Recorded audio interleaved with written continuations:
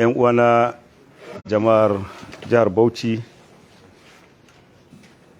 na muku sallama kuma ina fatan cewa waɗannan al'amura da suke gudana wanda abun kunya ne a ce a dalilin siyasa wasu sun zo suna amfani da 'yan ta'adda, kuma ta'addancin nan duka an yi su a garuruwa ne wanda PDP ke da hannu dumu-dumu a ciki. A Kuyam dai kowa ya sani garin chairman na PDP ne wanda ya yi kada mu shiga garin, amma al'umman garin suka matsa sai mun shigo kuma muka shiga, don babu wanda isa ya hana mu shiga ko ina a ƙasar nan insha Allah. Ƙasar Duguri kuma, garin Duguri da muka je, kowa ya san garin gwamna ne, gwamnan PDP. Ba a taɓa samun wani al'amari na magana harbi a kowane local government ba sai wajen da PDP suke da hannu dumu-dumu, kama a Kuyam. Kamar yadda na ce muku, a Kuyam garin chairman na PDP ne, shi ma sarkin kusan ɗan PDP ne, saboda shi ne kawai sarki a local government da duk muka zaga da ya ce shi mutanensa ba su da wani matsala, ba su da asibitin kirki, ba su da makarantar kirki, ba ruwan sha, amma ya fito ya ce mana shi fa gwamnati ta masa komai, ba su da matsala ko na miskala zarati. To shi ma wannan za ku gane wani irin sahu yake. Waɗannan al'amura da suka faru a Duguri, mun fita mu yi campaign, mun je garuruwa da yawa kafin mu shigo cikin Duguri, mun je Kundak, mun je garuruwa da yawa, kuma ba abin da muka gani illa dandazon mutane wanda suka fito suna taryen mu, suna mana fatan alheri. Haka muka gani sanda muka shiga cikin Duguri ma mun shiga, mun zo muna campaign, kawai sai muka lura mutane suna gudowa daga wani gefe, ashe harbi ake. Mutanen security namu suka je su fahimci me yake gudana. A nan ne da suka ga security na zuwa, wasu suka gudu, a nan suka watsar da waɗannan bindigogi da kuke gani wanda muka ɗauko, wanda za mu miƙa ma 'yan sanda. To waɗannan abubuwa ya nuna cewa akwai mummunan fahimta a wajen gwamnatin PDP cewa wannan al'amari na mulki a hannun Allah yake, ba bindiga ne zai baka mulki ba, kuma harbin mutane ba zai kashe abin da suke dishe na zuciyarsu cewa kayan musu rashin adalci shekara da shekaru ba. Saboda haka ba za ka razana kowa da bindiga ba. Mu a cikin bindiga ma muka tashi shekara 42, saboda haka ba wani abu bane. Haka kuma al'umman jihar Bauchi ba mutanen da za ka ɗauko bindiga kana musu razana bane, ba razana da shi bane. Abin da ya kamata mai girma gwamna da zai bi shawara na shine ya zo ya gama al'umma, na yi shekara 3 bana biyan salari saboda kaza da kaza da kaza, amma duk da haka ku zaɓe ni. Na yi shekara 3 makarantun na a cikin garin Bauchi, yara na talakawa da sauran yara da suka zo makaranta suna zama a kan fulo, suna rubutu, suna ɗaukan darasi. Saboda haka ku zo ku zaɓe ni. Mata 1,549 suke mutuwa kowane haihuwa 100,000 da aka yi a jihar Bauchi. Saboda haka ne nake roƙonku ku zo ku zaɓe ni. Abin da ya kamata ya yi bayani ma jama'a kenan, ba wai ɗaukan bindiga ya saka 'yan ta'adda suna bin ko ina muka je su bi mu ba. Wannan al'amari hannun Allah yake, abin da Allah ya kaddara kuma sai ya tabbata. Kai ko bindiga ko rashin bindiga ba zai canja komai da abin da Allah ya riga da ya kaddara ba.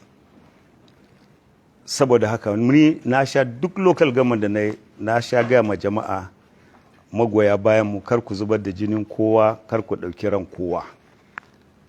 Wannan ƙarni ne na ilimi, kai bayani ma jama'a mai kai. Na kasa biyan salari saboda kaza da kaza, sun ga dama jama'a za su sake zaben ka. Saboda haka ba maganan yaƙi ba ne. Kuma a filin siyasa kan shi ba filin yaƙi ba ne, fili ne nan za ka yi maganganu da mutane na fahimta, su fahimce ka, a dalilin haka zai ce lalle mun gamsu da kai. Ba filin yaƙi ba ne, kuma na sha cewa a filin yaƙi ba a yin shi da billboard, ba wanda zai tafi yaƙi da billboard da poster. Saboda haka siyasan nan da ake ba yaƙi ba ne. Kai bayani ma jama'a, ka nuna musu alherin da kai. In jama'a suka ga dama za su ce mun yarda da wannan alheri, mu ma za mu zo mu muku bayani cewa ga abubuwan da ya ce zai, ga alkawuran da ya ce zai, duk bai ba. Saboda haka muna ganin bai dace a zaɓe shi ba. Saboda haka wannan al'amura su ne abubuwan da ya kamata ya damu mutane, ba wai a zo ana musu ƙazafi da ƙarya da shirye-shiryen makirci. Ba zai hana komai ba, kamar yadda Bahaushe ke cewa shure-shure baya hana mutuwa. In Allah ya kaddara za ka bar wajen nan sai ka bari, ko ana muzuru ko ana shawo. Saboda haka yin ƙazafi da ɗauko sharri da jiyo da yin amfani da bindigogi a kan mutane ba shi ne zai canja komai ba. Sa'in da muka je Duguri, kamar yadda na ce, mun shiga wannan, duk sauran garuruwa mun shiga, ba wani abin da ya same mu. Amma da muka zo Duguri, muka zo muka tawo muka hau kan podium mun fara dan bayanai da muke ma jama'a, sai muka ga wasu mutane suna gudu daga wani gefe haka, ashe harbi yake. Daga nan naji karan harbi, amma na san ba wani bindigan zo ka gani bane, gashi nan dai irin bindiga. So mutanen mu suka je su bincika, su kuma da suka ga mutanen mu sun an gazo zuwa wajen su sai suka gudu. Daga ciki aka samu bindigogi guda biyu, ga sunan, ga nan bindigogi. A cikin wanda aka harba akwai wanda suke aiki da hukumomin gwamnatin tarayya. Akwai Muhammadu Winti wanda aka harbe shi a ciki, wanda yau an masa tiyata, kuma mun je mun gan shi, mun ziyarce shi. Jiya na je na ziyarce su, kuma na san cewa za a musu tiyata, an musu kuma alhamdulillah komai na tafiya daidai kamar yadda likitoci suka yi bayani. Akwai Babangida Adamu, shi kuma an harbe shi a hannu ne, shi ma an masa tiyata yau. Akwai Sani Ali wanda aka harbe shi a cinya da kuma bayansa, an masa tiyata na kafa cinya da aka harbe shi, amma na baya ana bukatan wata na'ura na musamman MRI, wanda na ji bayanin kaman babu MRI da yake aiki, kuma yanzu muna duba mu gani tare da likitocinsa in zai yi za mu kai shi asibitin da za a samu MRI da za a tabbatar da cewa an duba lafiyan shi, saboda aiki ne ya fito ya ma jama'a. So waɗannan su ne abu zahiri wadda ya tabbata. Duk magana an harbi mutane 15, su wane ne waɗannan mutane da ba su da suna? Ni na gaya muku ga sunayen mutane da aka harba, kuma ga inda suke, za ku iya zuwa ku bincika. Ƙarairayi da ƙazafi kamar yadda na ce bai zai canja komai ba. Saboda haka ina daɗa kira ga magoya bayan APC, kada su ɗauki wani doka a hannunsu, wanda shi gwamna bai taɓa irin wannan kiran ba. Na kalubalance shi ya nuna mu rana ɗaya da ya ce yan PDP kar ku zubar da jini ko kuma kar ku kashe wani. Baya irin waɗannan maganganu. Ni kuma saboda na yi aiki a sekta na tsaro shekara 42, na bar garin nan na shekara 19. Na je na yi aiki shekara 42 na kare rayukan 'yan Najeriya. Babu yadda za a yi ni din kuma zan sake dawowa Bauchi in fara zubar da jini 'yan Bauchi, ko kuma in gana zubar da jini 'yan Bauchi in kyale. A hankalce ma wannan ba hankali a wannan magana. Saboda haka wannan kasafi ne wanda suka yi, kuma kamar yadda na ce duk wanda ya la'akari da inda waɗannan abubuwa suka faru, za ka ga wani senta ne na PDP. A Kuyam dai garin ciyaman na PDP ne, a nan ne aka ce an yi harbi. Duguri da muka je garin gwamna ne, senta ne na PDP. Babu wani waje banda waɗannan local governments da aka harbi wani. To me yake ma'ana? Kuma an sha gaya mana cewa an ce ba za mu shiga Duguri ba.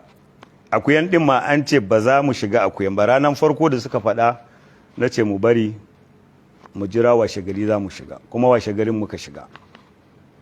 Haka Duguri ma an ce ai ba za a kyale mu shiga Duguri ba. Na ce babu wanda ya isa ya hana mu shiga ko ina a cikin ƙasar nan. Mu 'yan ƙasa ne, muna da hakkin mu shiga duk inda muke so mu shiga. kuma saboda haka ne muka shiga duk kuma garuruwan da muka shiga gabaki daya ba wajen da aka kawo wannan ta'addancin sai a cikin garin Duguri. Kuma duk sarakunan nan an razana su gaba daya yawancinsu masu mukamai na mulki abin na sarauta wasunsu da yawa wajen da muka je basa nan sun gudu. Hatta garin Duguri din wanda shi gwamna ne yake gun da ya ji za mu zo gudu yayi ya sa wani, amma bai hana mu zuwa wajen shi ba don ba shi ba sarautan muke girmamawa, shi sa muka shiga masarautan muka yi musu gaisuwa muka ba su duk abin da za a yi sannan kuma muka fita. Saboda haka wannan duka abubuwan da ake ta cewa kuma muna da labarin abubuwa da yawa da ake son a yi, amma ba zan ce komai ba, duk wanda suke son su yi za su sha mamaki insha Allah. Mu ba za mu yi ta'addanci ba, ba za mu zubar da jinin kowa ba, kamar yadda na kira mutane na karka kashe kowa, karka zubar da jinin kowa, amma mu tabbatar da cewa mun yi amfani da yatsanmu mu rusa rashin adalcin da ke jihar nan, wadda kuma insha Allah da izinin Allah za mu yi. Saboda haka wannan shine takaitaccen bayani da zan bada a Hausa.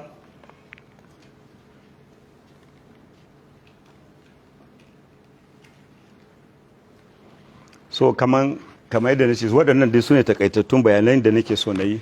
Na riga da na yi bayanin cewa waɗannan abubuwa ba maganan yaƙi ba ne. Gwamna da zai taimaka ma 'yan jihar Bauchi in zai gaya musu wane ne aka bashi kwangilan ya biya salari, kuma nawa gwamnati take biyansa. Salarin da biliyan 5 ne yanzu ya zama biliyan 7. Meanwhile ba wani ma'aikacin da aka ɗauka, wasu ma'aikata aka ɗauka da za su ƙara wannan biliyan 2. To saboda haka alhamdulillah mu za mu tafi kanmu a tsaye saboda muna takama da Allah, kuma mun san cewa kan gaskiya muke, kuma mun san cewa ba za mu ce amanan jama'a ba, kuma ba za mu yi zalunci saboda mulki ba. Ba za mu zalunci kowa ko mu zubar da jinin kowa ko mu kyale a zubar da jinin kowa saboda mulki ba. Wannan mulki ba do or die ba ne. Allah ya riga da ya kai mu ɗaukakan da ya riga ya kai mu. Saboda ka zuwa da muka yi mun zo ne mu kubutar da al'ummanmu da ake zalunta, kuma wannan insha Allah da izinin Allah za mu yi. Na gode.